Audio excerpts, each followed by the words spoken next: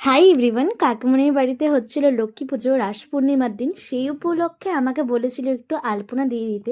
তার জন্য আমিও চলে গেছিলাম আলপনা দিতে। আমার তো এসব করতে বেশ ভালো লাগে, আলপনা দিতে বলো, মেহেন্দি, এসব করতে আমার খুবই ভালো লাগে। আর একটু প্র্যাকটিসও হয়ে গেল।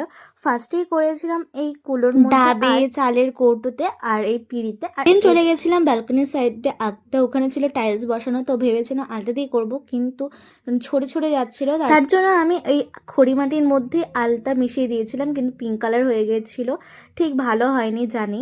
আর আমি এইসব অত ভালো বানাতেও পারি না, তাও চেষ্টা করেছি। আর তোমরা কিন্তু অবশ্যই কিন্তু কমেন্টে জানাতে ভুলো না যে কেমন হয়েছে। আরও কিছু কিছু জায়গায় আলপনা দিয়েছিলাম, ধানের শীষ, পা দিয়েছিলাম দরজায় ঢোকার সময়।